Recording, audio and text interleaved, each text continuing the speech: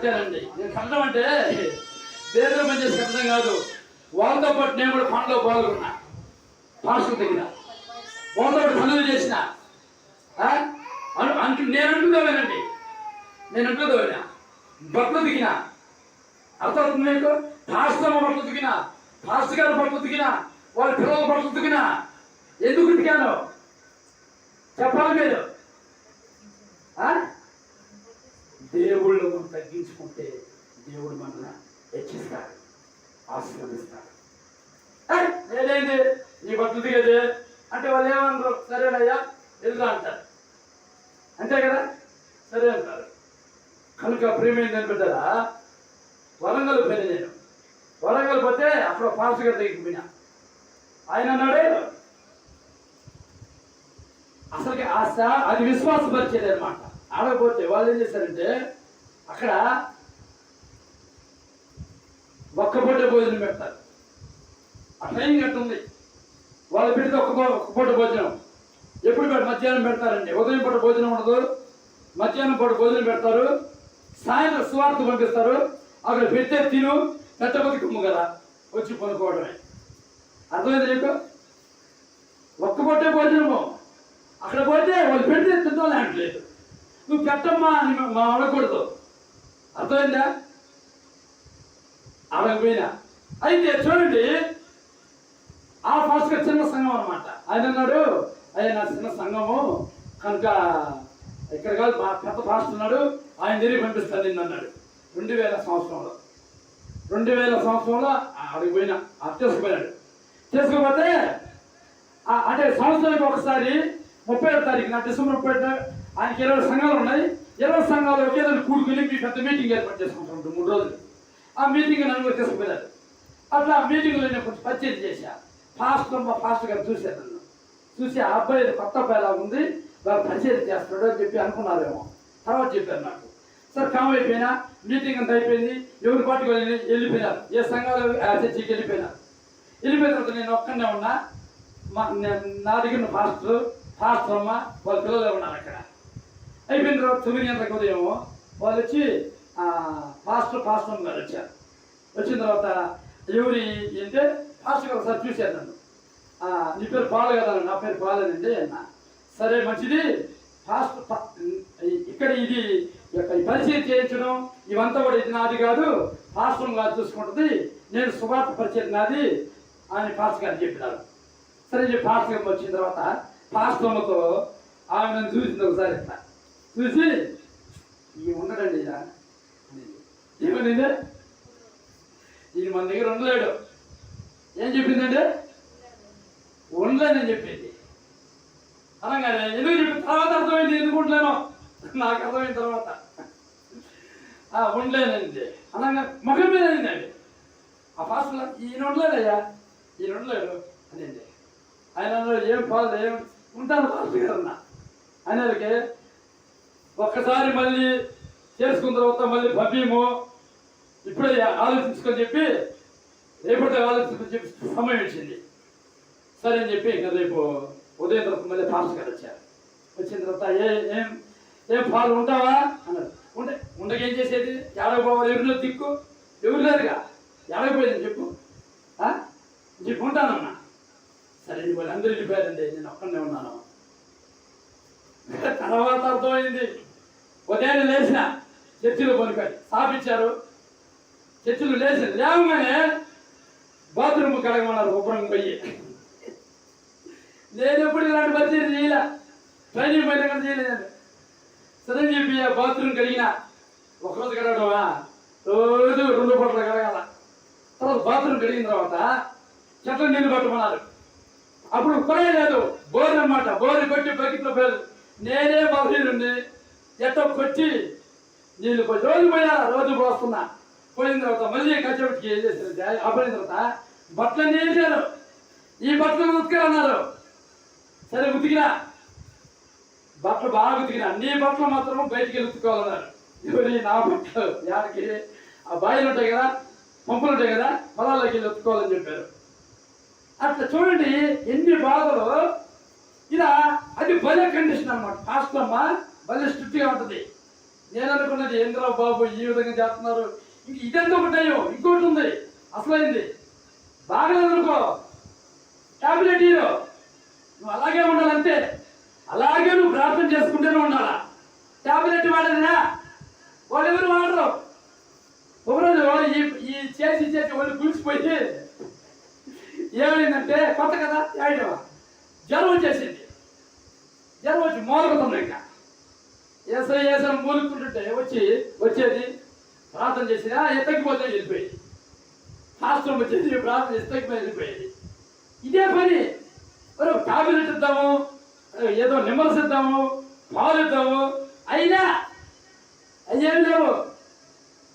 సరే అని చెప్పి అటు 10 రోజులు జరుగుతుందండి, వచ్చేది ప్రార్థన చేసి వెళ్ళిపోయేది. వాళ్ళ పనులు వాళ్ళు వెళ్ళిపోయేది. ఇంకా అట్ట రోజు జరిగింది. తర్వాత ట్రైనింగ్ ఒకటి ఏర్పాటు చేశారు. 20 మంది పాస్టర్లను పిలిపించి ట్రైనింగ్ ఇక్కడే. వాళ్ళందరికీ నేనే పరిచయం చేయాలా, నేనే చేసేవాడిని. వాళ్ళందరూ సంఘాలు ఉన్నాయి, నాకే సంఘం లేనిది ఆయన దగ్గర నేనే పరిచయం చేసేవాడిని. వాళ్ళకి భార్య పిల్లలు ఉన్నారు, వాళ్ళ భర్తలకు వాళ్ళు చేసుకుంటారు. అతని పైకి నేను కూడా చెయ్యాలా. చూడండి ప్రియమైన బిడ్డలా, అటువంటి పరిస్థితుల్లో చర్చి కడుతుంటే రాత్రి అంతా ఇసుక పోయించారు, దేవుడు పెట్టించారు, రాత్రి అంతా పెట్టించారు. మళ్ళీ నీళ్ళు తెప్పించారు, మళ్ళీ పని చేయించారు. అనిపోయింది. ఒకరోజైతే చేతులు పక్కలు పడిపోయినాయండి, సిమెంట్ కదా పక్కలు పడిపోయి ఎవరిగా ముంచొస్తానికి పక్కలు పడిపోతే అక్కడ పాస్టర్లు వచ్చిన నాతో సోదరులు వచ్చేది ప్రార్థన చేసి వెళ్ళిపోయేది. అన్ని బాధలు పడ్డానండి నేను. ఒకరోజైతే బట్టలన్నీ ఉతికేసి అయిపోయిన ఆదిన తర్వాత ఇస్త్రీ తీసుకుపోమన్నారు. ఇస్త్రీకి పోయినా.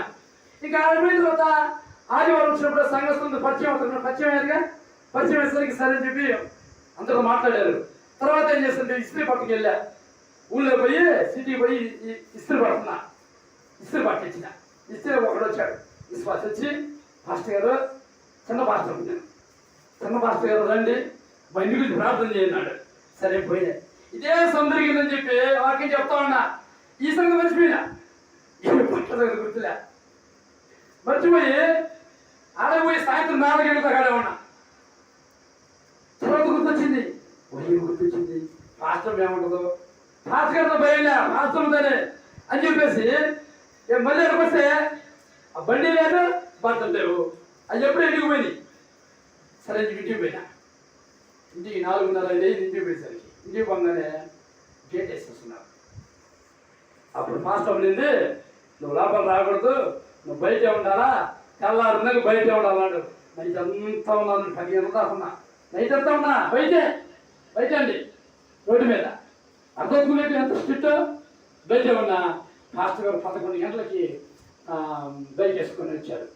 బైక్ సైకిల్ వేసుకొని విశ్వాసులు అదే సేవకులు ఆయన బైక్ వేసుకుని అటు ఏం పోదే ఎండమైంది అన్నాడు. ఆయన అని తిరిగి కదా ఇది జరిగిందంటేనా నేను మాట్లాడతాలే అని చెప్పి తను తీసుకొని లాభం తీసుకెళ్ళి కూర్చోబెట్టాడు. చూడండి అన్ని బాధలు అనిపించాను.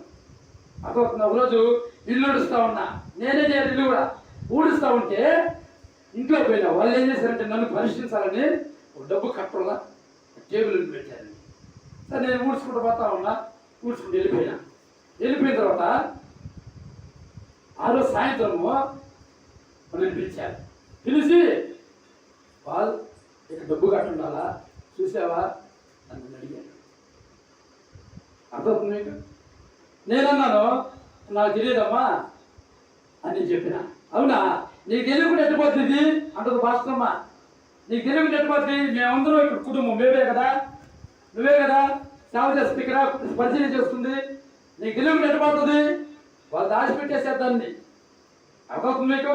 నాకు తెలియదు భాస్కరమ్మ గారు, నాకు తెలియదు భాస్కరమ్మ అని నేను అంటా ఉన్నా. కాదు రేపటికల్లా ప్రార్థన చేయి, రేపటికల్లా మనకు దొరికే ప్రార్థన చేయి అంటున్నారు. అన్న తర్వాత మళ్ళీ నైట్ 7 గంటలకి నేను పోతుంటే గోడ పక్క పోతుంటే నిలబడ్డా. వాళ్ళు మాట్లాడుకుంటారు. పాలు చాలా స్ట్రిక్ట్గా ఉన్నాడు అని చెప్పేసి నా గురించి ఒక మాట నేను ఓరే నాయన మీరు దాచిపెట్టి ఈ విధంగా చేస్తున్నారు మీరు అంత స్ట్రిక్ట్గా. ఒక రోజైతే విసుగు పుట్టింది నాకు. సేవ వద్దు, ఎక్కడొద్దు, ఎక్కడికి పోయినా కానీ శుభ్రంగా ఏదో పని చేసుకుని బతకొచ్చు, శుభ్రంగా చదువుకున్నాను, ఇంటర్మీడియట్ అయిపోయింది, శుభ్రంగా ఏ జాబ్ ఏం చేసుకుని బతకొచ్చు అనిపించిందండి. అర్థమవుతుందా? నేను చెప్తున్నానండి, దేవుళ్ళు తగ్గించుకోవడం అంటే మాటలు కాదు. ఎంతో పరిచయం చేయాలి. అట్లా సంవత్సరం అంతా కూడా నేను పరిచయం చేశారు. అందరికీ వచ్చిన పాస్టర్కి పరిచయం, వాళ్ళ బట్టలకి ఇవ్వండి, అన్నీ నేను పరిచయం చేశానండి. నా మీద కనికరం కానీ జాలి కానీ వాళ్ళు చూపించలేదు. నాకు తర్వాత అర్థమైంది వాళ్ళు అలా చేయబట్టి నేను ఇలా ఎదిగాను దేవుళ్ళో అని నాకు అర్థమైంది. హల్లెలూయా. నేను చెప్తున్నాను, ఈ కష్టాలు, బాధలు, ఇరుకులు, ఇబ్బందులు రావచ్చు. అర్థమవుతుందా? అవి నీకు వచ్చినాయి అంటే దేవుడు నిన్ను ఆశీర్వదిస్తానికి.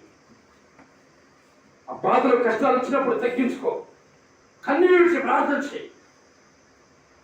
దేవుడు నా మన ఆలకించాడు. ఎవరైతే నన్ను కష్టపెట్టారో చెప్తున్నాను, వాళ్ళు ఏ పని చేయొద్దన్నారు. అలాంటి సందర్భం వచ్చింది నాకు. అర్థమవుతుందా? ఒకరోజు ఏమైనా తెలుసు, ఒకరోజు మీటింగ్కి వచ్చాం. తెల్లారితే ఎందుకు తెలిసిన ఆదివారం ఆరాధన. ఆ రోజు ఆ పాస్టర్ చాలా మంచి చెప్తుంది. పాస్టర్ కూడా మంచిదే, అప్పుడు మంచిదని పిల్ల, తర్వాత అనిపించింది. కానీ పాస్టర్ గారు నేను ఒక్కనేసరికి నాకు ఎవరు లేదని చెప్పి ఆయన పక్కనే కూర్చోబెట్టి బలిపేట మీద కూర్చోబెట్టుకునేవాడు. ఆయన బలిపేట మీద కూర్చుంటాడు కదా, ఆదివారం ప్రార్థన చేసేటప్పుడు పక్కనే కూర్చోబెట్టుకున్నాడు అనమాట. ఏమన్నా కావాల్సి ఉంటే ఇటు బాగులు ఉండేది, నేను తీసుకొచ్చి ఇచ్చేసేవాడు అనమాట. పక్కన కూర్చోబెట్టుకునేవాడు. ఒకరోజు వాకింగ్ చెప్పాడు, ప్రార్థన చేస్తున్నాడండి. అదే మొట్టమొదటిసారికి దేవుని స్వరం నేను వింటాం. ఆత్మ నుంచి దేవుడు అంటున్నాడు, ఇక్కడ సుజాత నా సహోదరు ఉంది, ఆమె పెళ్లి కావట్లేదు, ఎందుకు పెళ్లి కావట్లేదు అని దేవుడు నాకు చెప్పాడు. చెప్తే నువ్వు లేదు చెప్పు అని దేవుడు అంటున్నాడు. ఆయనకి 200 మంది సంఘం ఉన్నారు. నాకు భయం వేస్తుంది. ఆయన పెద్ద పాస్టరు, 20 మంది 20 చర్చిలు ఉన్నాయి, 20 పాస్టర్లు ఉన్నారు, 200 సంఘము, అందులో పాస్టర్ ఉంది. ఆమె దృష్టిని భయం అసలుకి. అవునా కాదా? నేను లేచి ఎలా చెప్పేది? దేవుడు చెప్పు అంటున్నాడు. ఇక నేను పట్టుకోలేకపోతున్నా. లేచి చెప్పి, దేవుడి సహోదరి సుజాత లేచి నిలబడు, నీకు పెళ్లి కావట్లేదు, నేనే పెళ్లి కావడం చేస్తున్నాను. దేవుడు అంటున్నాడు, నేనే పెళ్లి కావడం చేస్తున్నాను. ఎందుకంటే నేనేమో నీకు సాగునిచ్చి పెళ్లి చేయాలని, పెళ్లి చేసి సాగు చేయాలని ఆలోచన ఉంటే నువ్వు ఉద్యోగం చేసుకుని ఉద్యోగం చేయాలని నువ్వు ఆశపడుతున్నావు. అందుకే నీకు పెళ్లి కానిట్లేదు. ఇప్పటికైనా నా మాట నిలబడు అని చెప్పి దేవుడు చెప్పడం మొదలుపెట్టాయండి. వెంటనే ఆ పాస్టర్ ఏం చేశారంటే ఆ మైక్ తీసుకుని ఇచ్చేసాడండి. అప్పుడు అనేకుల పేర్లు దేవుడు పిలిచాడు. దురాత్మలు లేచి ఊగుతున్నాయి, దురాత్మలు కేకలు వస్తున్నాయండి. దేవుడు మాట్లాడుతుంటే పడిపోయి వెళ్ళాడుతున్నాయి. అదే ఫస్ట్ సార్ దేవుడు ఆత్మ స్వరం అని అంటాం. ఆ ప్రార్థన అయిపోయిన తర్వాత పాస్టర్ గారు తనకి రూమ్ ఉందన్నమాట. ఆ రూమ్లో తీసుకెళ్ళన్నారు. పాల్, నీకు దేవుడు ఆత్మరాలని పిలిచాడు, ఈ రోజు నుంచి నువ్వే పని చేయొద్దు, నువ్వు ప్రార్థనలో ఉంటావు. చూశారండి, మనకు మంచి రోజు ఒకటి ఉంది, దేవుడు ఇచ్చిన రోజు ఒకటి ఉంది. అర్థమవుతుందండి? ఎవరైతే నువ్వు బాగా పని చేయించారో వాళ్ళు ఏమన్నారు, నువ్వు పని ఏమి చెయ్యొద్దు, నువ్వు ప్రార్థనలో ఉండి చాలు. ఆ రోజు నుంచి నేను ప్రార్థనలో ఉన్నాను. సాయంత్రం అయితే చాలు బైక్ మీద ఎక్కించుకునేది, నన్ను తీసుకెళ్ళిపోయేది, ఒకవేళ స్వార్థం ఇచ్చేది, ప్రార్థన మటుకు వాక్యం చెప్పి నా చేత వాక్యం చెప్పించేసి ప్రార్థన నా చేత చేపించేది, ఆడ అనేకుల్ని దురాత్మ మొదలుపెట్టించేది. అట్లా ఆయన సంఘం డెవలప్ చేసుకున్నాడండి ఆయన. హల్లెలూయా. ఆ రోజు నుంచి ప్రార్థన నా జీవితంగా మార్చుకున్నా. ఈ రోజు కూడా అంతే. ప్రేమైన బిడ్డరా, నిన్ను నువ్వు తగ్గించుకుంటే దేవుడిని తప్పకుండా ఆశీర్వదిస్తాడు. నువ్వు హెచ్చింపడాలంటే నువ్వు హెచ్చింపడలేవు. నేను చెప్తున్నా, నువ్వు తగ్గించుకోవాలా. ఇంకో విషయం తెలుసా, మానవుని జీవితం ఒక బంతి లాంటిది, ఒక బాల్ లాంటిది. అవునా కదా? మనం ఎంత ఎక్కువగా బాడీకి వేసి కొడతామో అంతకంటే ఎక్కువ స్పీడ్ అది మన వైపు వస్తుంది. ఎంత మనం తగ్గించుకుంటామో అంత ఇంకా వేగంగా మనం హెచ్చించబడతాం. అర్థమవుతుందా? మరి తగ్గించుకుంటావు నువ్వు? భర్త ముందు భార్య తగ్గించుకుంటుందా? భార్య ముందు భర్త తగ్గించుకుంటాడా? తల్లిదండ్రుల ముందు పిల్లలు, పిల్లల ముందు తల్లిదండ్రులు తగ్గించుకుంటున్నారా? సేవకుల ముందు సేవకులు తగ్గించుకుంటున్నారా? చెప్పండి. తగ్గించుకొని జీవించు. దేవుడు తప్పకుండా నేను ఆశీర్వదిస్తా. నీకు దేవుడు అన్యాయం చేయడు. నేను చెప్తున్నాను. నేను అనుకున్న సందర్భాల్లో దేవుని సేవలు వచ్చాను, ప్రభా ఏం నాకు ఇటు చేసావు, నాకు ఏం దిక్కు లేరు, బాగా మీద చూసేవాళ్ళే లేరే, ప్రార్థన చేసి వెళ్ళిపోతాను, పట్టించుకోవట్లేదు, నా పరిస్థితి ఏంది, నాకు ఎవరు లేరు ప్రభా అని కన్నీరు కాచాను కొన్ని సందర్భాల్లో. నేను తెలుసా నీకు, అందరూ ఉండి కూడా ఒంటరి జీవితాన్ని జీవించాను. అయితే తెలియదు దేవుడు నాకు తోడుకున్నాడని. తర్వాత నాకు అర్థమైంది దేవుడు నీకు తోడుకున్నాడు. అర్థమవుతున్నది? నువ్వు తగ్గించుకో, కన్నీరు ప్రార్థన చేయి. ఎవరు లేకపోయినా ఆయన నీతో ఉన్నాడు, ఆయన నీకు సహాయం చేస్తాడు. అర్థమవుతుందండి? అర్థమవుతుందండి? ఆమె మీద ద్వేషం పెంచుకున్నాను నేను పాస్టర్ మీద. తర్వాత నాకు అర్థమైంది, ఉపవాసం ఉండి కన్నీరు కాచి నేను చేసిన పాపం చేశానే, ఆమె ద్వేషం మెచ్చుకున్నానే, ఎంత పాపం చేశాను చెప్పి కన్నీరు కాచి ఆ యొక్క ద్వేషాన్ని నేను తీసేసుకున్నాను. ప్రియమైన సహోదరులారా, నువ్వు తగ్గించుకో, క్షమించడం నేర్చుకో. కన్నీరు కార్చే ప్రార్థన క్షమించే స్వభావాన్ని ఇస్తుంది. అర్థమవుతుందా? తగ్గించుకునే గుణాన్ని ఇస్తుంది నీకు.